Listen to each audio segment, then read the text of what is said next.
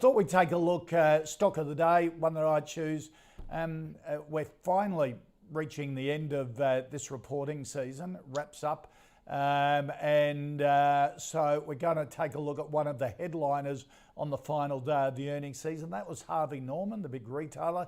Company reporting a 75% jump in full-year profits as lockdowns and JobKeeper boosted its balance sheet. Earnings coming in close to $1.5 billion, with the board also declaring a 15 cent per share final dividend. On the outlook, the company flagging recent lockdowns have hurt sales in July and August, but it sees a quick recovery in spending once restrictions are eased, thanks to pent-up demand. The results comes off the company repaying the federal government $6 million in JobKeeper subsidies after mounting pressure on a lot of listed companies.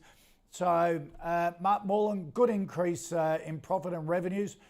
Share price down, spooked by the outlook, do you think? What do you think of Harvey Norman? Well, I never speculate on why share prices go down, because the market, it's impossible. You can come up with a theory, but we like share prices going down because we're net buyers.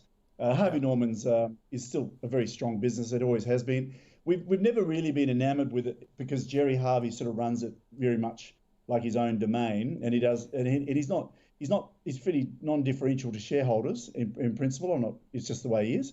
But he runs a really good show, and the business has done very well.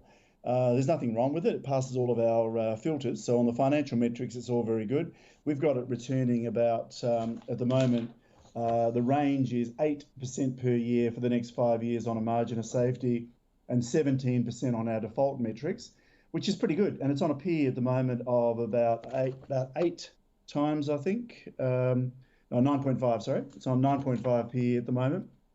And the good thing about retail generally is the PEs are all no different to what they were before we had the impact of interest rates crashing and free money. So it's a sector of the market which is actually quite good value, meaning there's not a lot of downside risk if we ever get into a higher interest rate environment and PE ratios come down. So you don't have the same capital risk as you do with a lot of companies that have very high PE ratios. So I'd say Harvey Norman, I couldn't say it's not a buy at the moment.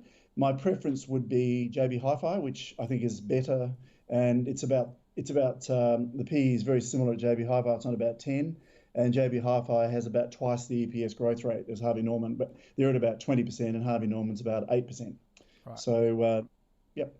Okay. So, what, you do it as a hold, or? Oh well, no, I'd say it's a buy. Based on its metrics, it's still a very good business, and the outlook's good. The other thing Jerry's got going for him, which I like, is their international expansion. They've gone into Croatia and other markets, and so far they're all being quite successful, from my understanding. So there's, unlike most of our other retailers, Harvey Norman actually has an international component, which is a growth area for them. Yeah. So I'll say it's a buy. Yeah. Scott, what did you think of the result and Harvey Norman at these prices?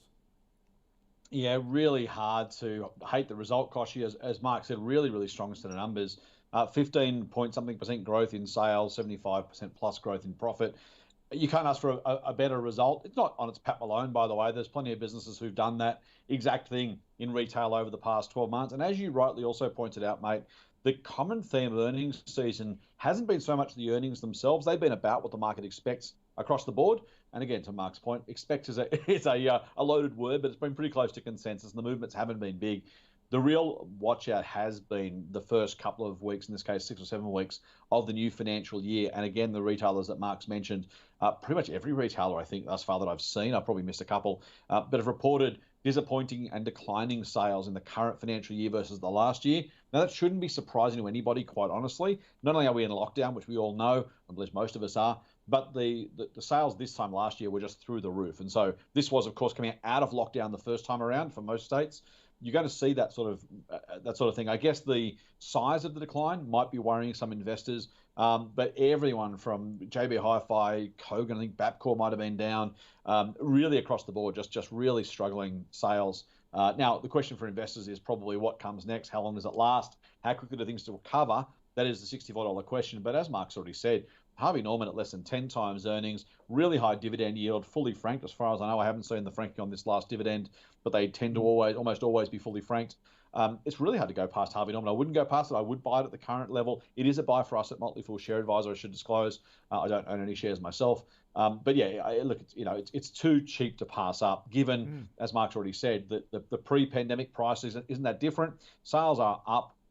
Business is strong. It's really hard to find anything to dislike about Harvey Norman. It even repaid the JobKeeper, $6.02 million worth of JobKeeper that people were giving it curry over. So if you look across the board, I don't know, if you don't buy Harvey Norman at 8 or 9 times earnings, I can't find much more for you to buy. Yeah.